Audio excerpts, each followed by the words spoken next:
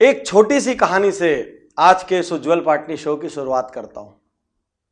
दो बौद्ध भिक्षु, भिक्षु यानी साधु समझ गए होंगे आप। दो बौद्ध भिक्षु रास्ते से जा रहे थे, तो उनके गुरु ने उनको ट्रेनिंग दी थी कि भाई स्त्रियों से थोड़ा दूर रहना, स्त्रियों का स्पर्श, स्त्रियों में ज्यादा आसक्ति, ज्यादा आकर्षण मत रखो।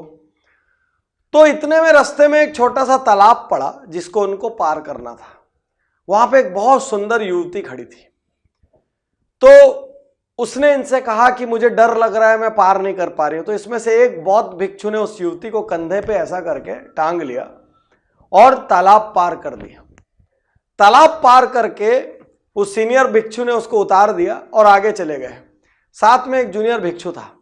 वो थोड़ी देर तक बहुत तनाव में रहा। कुछ दूर जाने के बाद वो सीनियर भिक्षु से कहता है कि आपने अच्छा नहीं किया। और क्यों अच्छा नहीं किया? बोले गुरुजी ने कहा था कि स्त्रियों से दूर रहना और आपने तो उस स्त्री को कंधे पे लाद लिया। तो सीनियर भिक्षु कहता है, अरे मैंने तो उसको कब से उतार दिया, तुम उसको अभी तक दिमाग में लादे हो। साथियों, कितने सारे लोग कितनी चीजों को दिमाग पे लादे हुए हैं। उसने कार्य किया, उसको उतार दिया, उसकी एक आवश्यकता थी, खत्म किया, आगे बढ़ गया। लेकिन दुनिया में कितने लोग कितनी चीज को दिमाग पे लादे हुए हैं। मेरे साथ इसने ऐसा किया, मेरे साथ उसने गलत किया, एक समय था उसने मेरा साथ नहीं दिया जब वो दे सकता था, मेरे साथ इनको ऐसा व्यवहार नहीं करना चाहिए था। यार, इतना बोझ लाद के घूमोगे तो बड़े कैसे होगे? इतना बोझ, एक गाड़ी में भी ज्यादा बोझ होता है ना तो गाड़ी की स्पीड स्लो हो जाती है। एक कार में बहुत ज्यादा सवारी बिठा दो और उसकी डिक्की में पूरा लोड भर दो तो कार पूरी दब जाती है, स्पीड ब्रेकर भी नीचे से मारने लग जाता है और ऊपर से भी स्पीड कम हो जाती है। इतना बोझ रखोगे तो स्पीड कैसे पकड़ोगे? इतना बोझ रखोगे तो आपकी गाड़ी स्पीड कैसे चलेगी?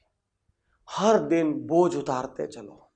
हर रात जब आप अपनी वर्क प्लेस से निकलो, उस दिन वहां के मतभेद वहीं छोड़ के निकलो। और एक कदम आगे बढ़ सकते हो तो किसी से विवाद हो जाए, कोई लड़ाई हो जाए तो सामने वाले से कहना, यार आज तेरे और मेरे बीच जो हुआ उसमें मेरी जो गलती है उसके लिए आई एम सॉरी। उसकी क्या गलती है, इसका जिम्मेदारी उसकी है, उसको माफी मांगना है नहीं मांगना है वो उसकी प्रॉब्लम है। आप अपना बोझ उतारो और आगे बढ़ो।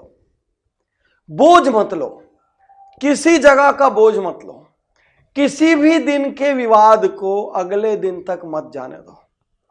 अपनी पत्नी से लड़ाई हो जाए, पति से लड़ाई हो जाए, घर में किसी से लड़ाई हो जाए, कोशिश करो अपनी ओर से रात के पहले एक पहल कर दो।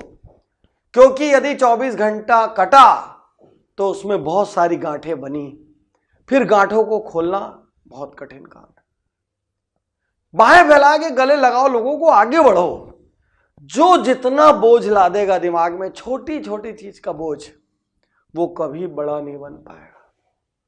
बड़ा वही बन सकता है जो खाली होगा। किसी पात्र में पहले से बहुत चीज भरी हो तो अमृत भी आ जाए तो उस पात्र में नहीं डाल सकते। किसी अलमारी में पूरा तरह से सामान भरा हो तो चाहे कुछ भी आ जाए उस अलमारी में और सामान नहीं रखा जा सकता। साथियों, बड़ा वही बनेगा जो खाली होगा। खाली तभी होगे जब बोझा कम करोगे। और यदि जिंदगी में वाकई कुछ बनना चाहते हो, यदि जिंदगी का आनंद लूटना चाहते हो, यदि जिंदगी में कोई उपलब्धि हासिल करना चाहते हो, यदि जिंदगी में खुश रहना चाहते हो, अल्टीमेटली सबका पर्पस क्या है? खुश रहना। और वो कैसे खुश रह सकता है जो बोझा रखा हुआ है? किसी सीट में आप एक कील गड़ा दो और आप जब भी उस पर बैठो वो कील जोर से चुभे तो आपको कितनी भी महंगी कुर्सी हो बैठने का आनंद नहीं आएगा, भले वो कुर्सी करोड़ों की क्यों ना हो। वो कुर्सी तो आपको तभी आनंद देगी जब वो कील वहां से हट जाएगी और आप आसानी से पसर के बैठ पाओगे। तो बड़ा वही बनेगा जो बोझा कम लादेगा। और जितने भी लोग किसी भी किस्म का बोझ लाद के घूम रहे हैं, यह आपका चुनाव है। और यह चुनाव आपको हर दिन छोटा बना रहा है, औसत बना रहा है, आपको तनाव दे रहा है, आपकी रातों की नींद हराम कर रहा है, आपके व्यवहार को खराब कर रहा है, लोगों से आपके संबंध को खराब कर रहा है। हल्का होइए, आगे बढ़िए, बोझा उतारिए, आगे बढ़िए। शुक्रिया, धन्यवाद, थैंक यू।